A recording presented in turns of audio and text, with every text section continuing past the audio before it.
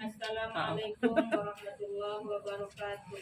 Waalaikumsalam warahmatullahi wabarakatuh. Alhamdulillah rabbil alamin. Assalatu wassalamu ala sayyidina Muhammadin wa ala alihi wa ashabihi ajma'in.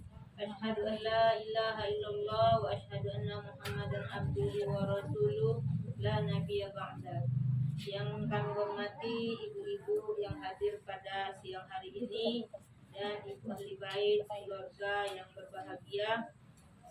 Pertama-tama marilah kita selalu memanjatkan puji dan syukur kepada Allah Subhanahu wa taala yang mana pada siang hari ini kita tetap diberinya kesehatan, kesempatan sehingga kita dapat melangkahkan kaki, mengayunkan tangan untuk hadir bersama-sama yaitu dalam rangka kegiatan rutin mingguan kita. Ibu-ibu yang kami hormati, di sini kami sedikit menyampaikan materi yaitu tentang perbedaan orang yang membaca Al-Quran dengan orang yang tidak membaca Al-Quran. Sudah kita ketahui bahwa Al-Quran merupakan pedoman bagi umat muslim dari zaman ke zaman, serta siapa saja yang mengamalkan isi dan kandungannya dalam menjalankan kehidupan di dunia ini, maka akan mendapatkan suatu kebahagiaan yang telah dijanjikan oleh Allah Subhanahu wa taala.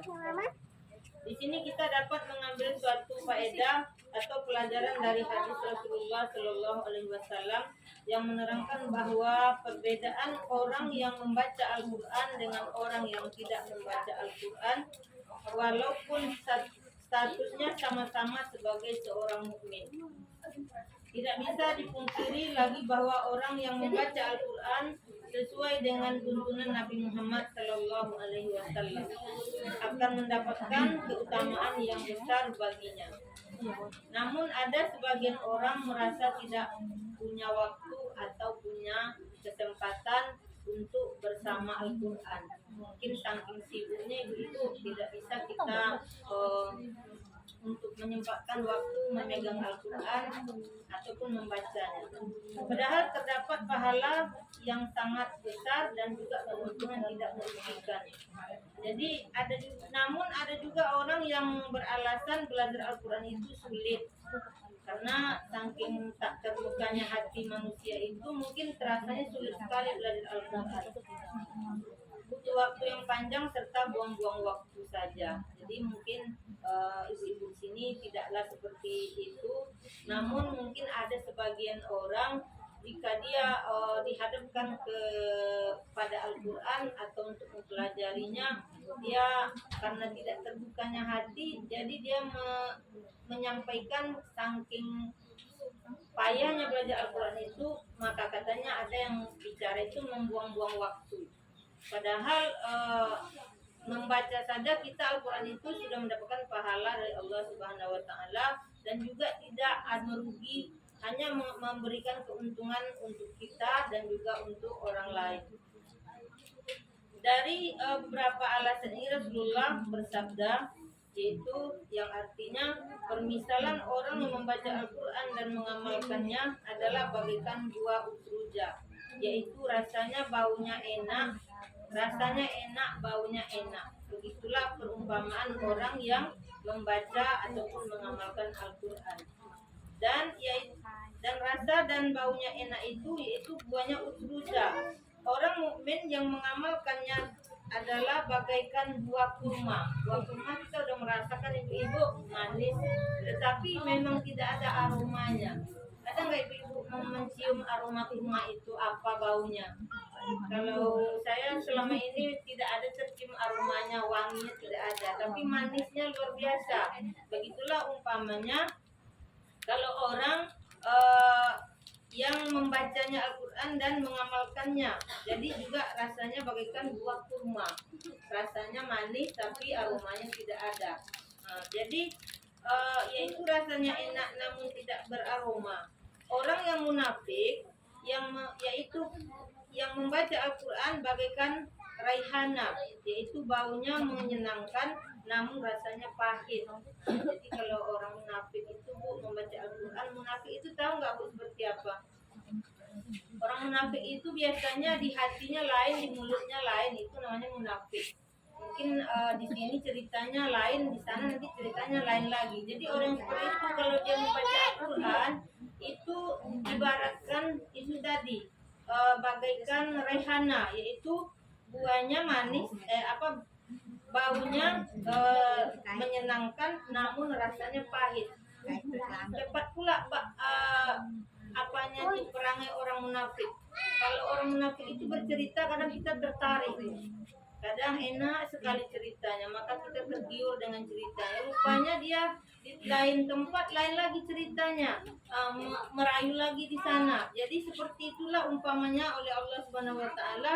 Dia kalau membaca Al-Quran seperti baunya wangi tapi rasanya pahit. Nah, jadi itu umpamanya kalau orang munafik yang membaca Al-Quran.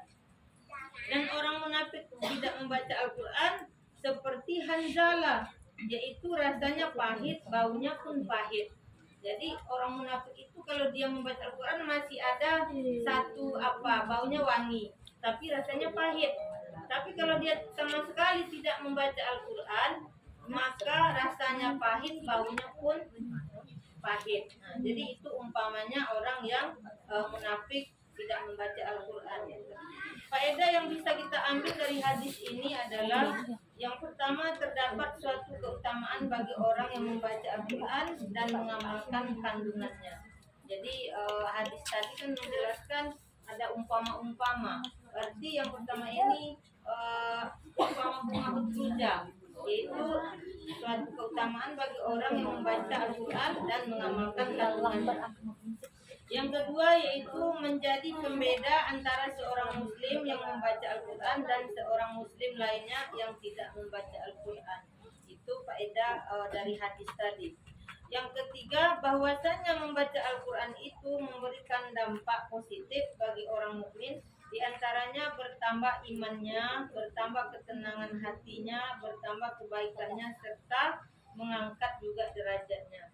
Jadi bila kita ini benar-benar kita mengamalkan dan membaca Al-Quran tersebut, maka Allah Subhanahu Wa Taala akan memberikan dampak positif kepada kita semua. Ya, jadi kita sendiri yang mengoreksi diri kita, Bu. Kalau memang betul Al-Quran kita baca dengan setulus hati, maka dampaknya itu tadi bisa menambah ketenangan hati, juga bisa menambah kebaikan kita dan serta mengangkat derajat kita. Tidak terasa derajat terangkat karena di dalam kehidupan ini derajat itu susah diangkat. Tapi kalau di sisi Allah Subhanahu Wa Taala sebenarnya gampang. Membaca Al-Quran saja kita, mengamalkannya saja kita, itu sudah terangkat derajat kita itu. Jadi yang selanjutnya yaitu seorang muslim sudah seharusnya untuk selalu membaca dan mentadaburi Al-Quran serta mengamalkan isi dan kandungannya. Jadi sudah seharusnya kita untuk membaca Al-Quran tersebut, mengamalkannya, dan juga kita mengamalkan isi dan kandungannya. Mengamalkan Al-Quran tersebut seperti apakah itu, ibu-ibu? Mengamalkan Al-Quran itu bukan kita harus membacanya saja. Mungkin di dalam Al-Quran itu banyak beberapa kisah yang terdapat, yaitu tentang ketakwaan, tentang zakat, sholat, sodako. Itu kalau kita sudah melaksanakan itu semua, berarti kita sudah mengamalkan Al-Quran. Karena perintah dari Al-Quran itu bermacam-macam, ya termasuk ketakwaan, sholat, puasa, juga bersedekah. Pokoknya kalau Al-Quran namanya itu selalu menuju kepada kebaikan. Yang selanjutnya yaitu walaupun seseorang tak bisa membaca Al-Quran dengan berbagai macam sebab, namun hendaknya masih bisa mengamalkan Al-Quran. Itu yang disebut tadi, Bu. Kalau tak pun kita membaca Al-Quran, ya kita melaksanakanlah sholat 5 waktu. Mungkin kita kalau ada rezeki berlebih, mungkin memberikanlah sedikit kepada orang yang wajib menerima. Dan juga kalau kita sehat walafiat, datanglah bulan suci Ramadan, kita laksanakanlah perintah Allah yaitu puasa. Itu sama dengan kita sudah mengamalkan Al-Quran. Jadi di Al-Quran itu semuanya terdapat kebaikan-kebaikan dari Allah Subhanahu Wa Taala. Mudah-mudahan kita nantinya semuanya kalau di dalam mengaji itu memang sulit untuk belajar ibu-ibu. Mungkin ada juga orang yang minder dalam belajar Al-Quran, karena belajar Al-Quran itu memang sulit bagi hati yang tidak terbuka. Tapi kalau hati kita terbuka untuk belajar, insya Allah Allah SWT akan selalu memberi kemudahan-kemudahan. Orang lidahnya saja yang tidak normal, kalau dia mau mempelajari Al-Quran itu, bisa dia menghafal Al-Quran 30 juz dengan bacaan-bacaan yang sesuai dengan akidah-akidah di dalam Al-Quran tersebut. Marilah kita berusaha untuk mempelajari Al-Quran, mulailah dari membacanya, mentadaburinya, memahaminya, serta mengamalkan isi kandungan Al-Quran tersebut. Ibu yang kami hormati, mungkin itu saja materi yang bisa kami sampaikan pada sore hari ini. Mudah-mudahan selalu bermanfaat. Kami juga mohon maaf yang sebesar-besarnya. Terima kasih atas segala perhatian. Wabillahi taufiq wal hidayah. Wassalamualaikum warahmatullahi wabarakatuh.